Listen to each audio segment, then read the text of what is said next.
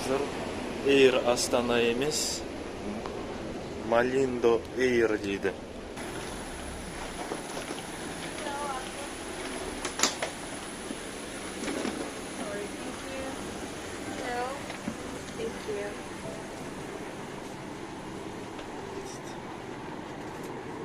Так, 16D. Бұлай жаман емес іші. 16D.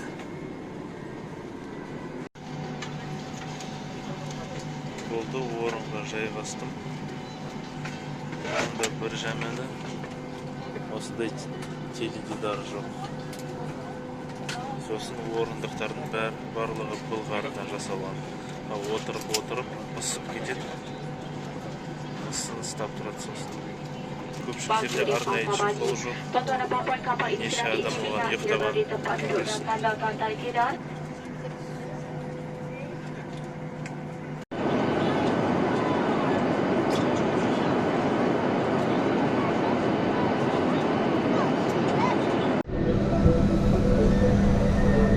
Мен Балиға келдім. Балидағы әуежай өте ашық, кең.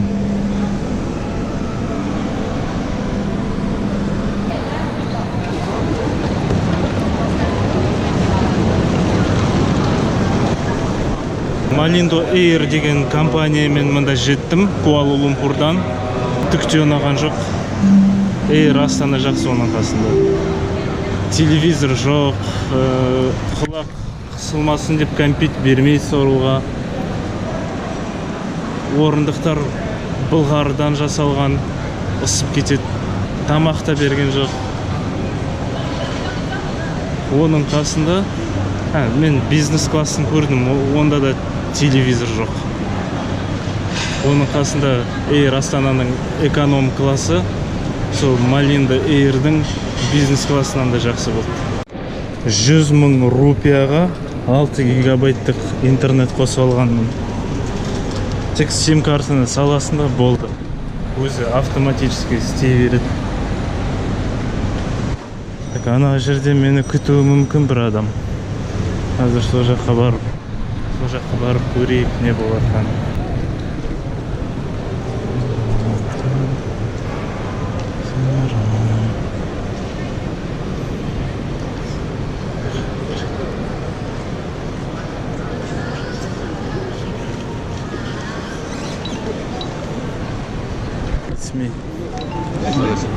Да.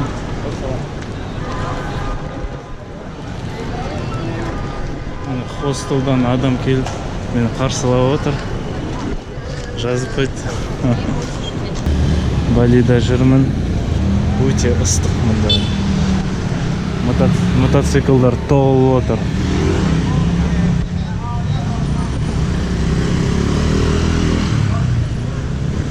Жаңа мен 2 миллион рупий шешіп едім, ол дейтін, қазір айтам,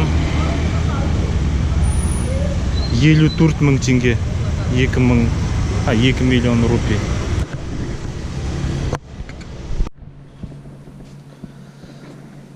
Қайырлы түн достар, мінекей осындай жерде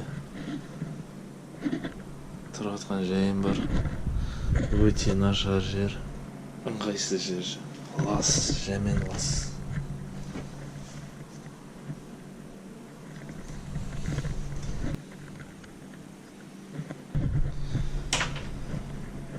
Мен дейтін осы Балиға жиналар алдында букинг арқылы осы хостелді бронировать етіп қойған едім.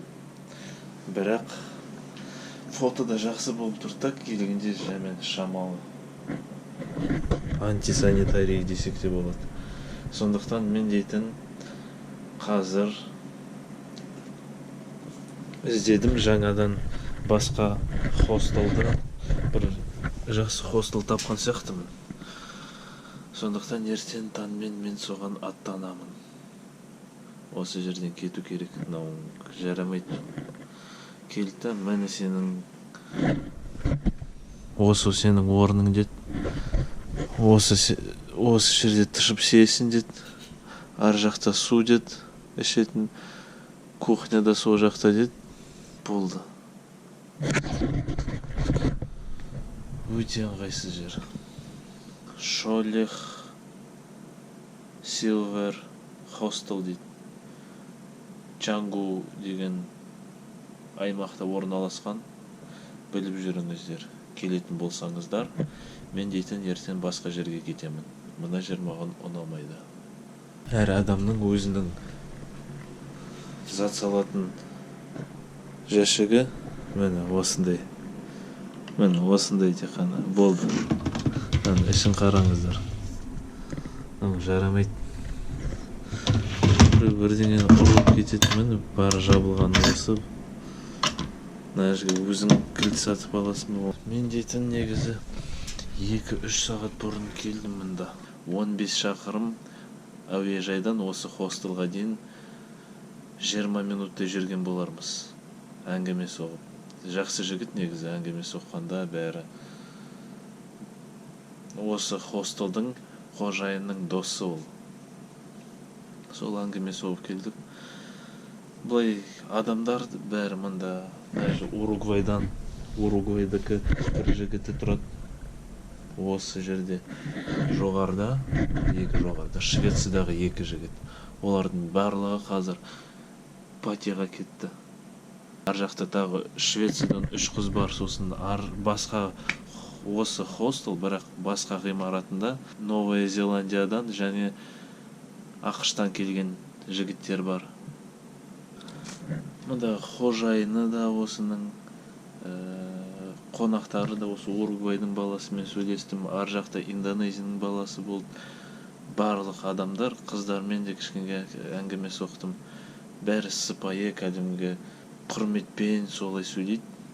Ол жағынан еш әңгіме жоқ, бірақ мүмкін шығар осындай жерде тұрған біреуге ыңғайлы болар. Мысалы, мені тұрып жатыр балдар, бірақ маған ондай ұнамайды. Біріншіден пляж алыс, 2,5 шақырым. Екіншіден лас, өте лас. Басқа хостел таптым букингтан. Ішінде бассейні бар, және пляж жақын жерде тұр.